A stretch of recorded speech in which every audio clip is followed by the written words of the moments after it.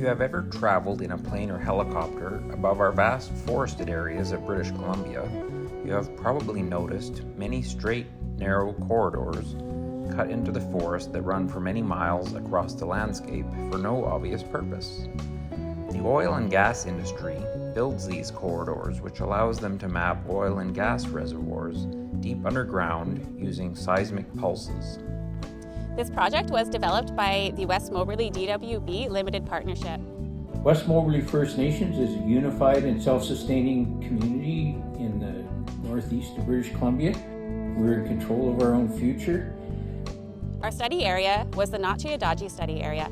It was selected by West Moberly First Nation, and it's located east of Tumbler Ridge and northwest of Bear Hole Lake Park.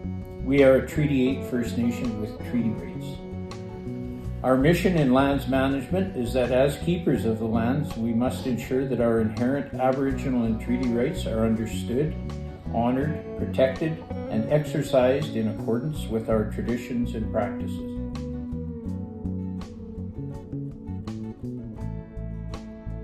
We focus on seismic lines that were built between the 1960s and the 1990s. There is no company or agency that has legal liability on these lines.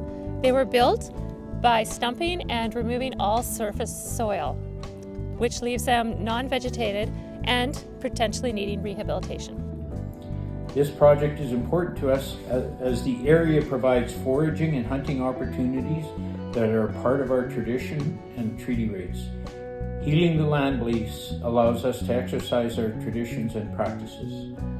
We retained TDB Consultants to fly over the study area with a fixed-wing airplane and take high-resolution air photos looking straight down at the ground. They stitched the photos together to create one large mosaic. Back at our office, we looked closely at the seismic lines in the air photos. We looked for signs of bare or compact ground, obvious signs of recent use by humans and wildlife, and we noted whether any vegetation appeared to be growing. Based on the imagery, we classified all the seismic lines as having rehabilitation potential or not. The next step was fieldwork to ground truth what we saw in the air photos. We did our fieldwork using a truck and a helicopter so that we could see entire seismic lines that would otherwise be inaccessible. We inspected each seismic line to see how much vegetation was growing and whether existing vegetation was already reducing sightlines for predators. Based on what we saw on the ground and in the air photos, we developed site-specific restoration prescriptions. Treatments include constructing zigzag fences, ripping compacted seismic lines, planting trees and shrubs, and creating obstructions to prevent vehicle access to the sites. Our GIS department created maps showing the recommended restoration treatments for each seismic line. When Teresa and I started working on this project, we kept circling back to what does rehabilitation look like? Rehabilitation for ungulates looks very different from rehabilitation for predators, and then bees and butterflies and amphibians have very different habitat needs. We had to go and talk to the community, and in this case, the community was the West Moberly First Nations, the McLeod Lake Indian Band, and the Saulteaux First Nation. We found that what was important for these communities was access, specifically limiting human access. This wouldn't be foot access, but it would be quad, truck, and sled access onto seismic lines. People are really hard to retrain. Once they have a favorite hunting spot, they can return with tools to keep the trail open. Falling trees as a barrier isn't necessarily a solution either, as chainsaws are readily available and can cut the trees out of the way.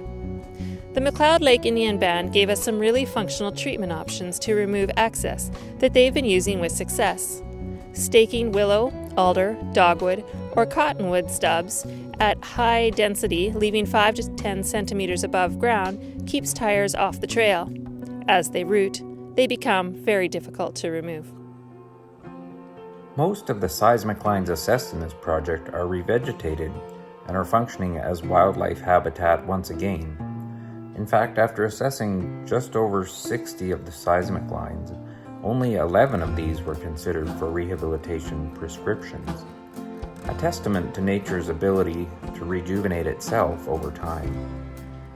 So while seismic lines will be with us for a very long time, the story of how nature is at work reclaiming these areas is unfolding before us. A short walk down many of these straight paths through the forest reveals young trees and shrubs taking root and growing up to close off sightlines, which in turn brings the birds, squirrels, and other wildlife who then resume using these areas just as they use any other forested area. Taking part in this project has allowed us to help encourage nature's natural processes in reclaiming these once problematic areas of our forest land base. We are proud to have been a partner in this process.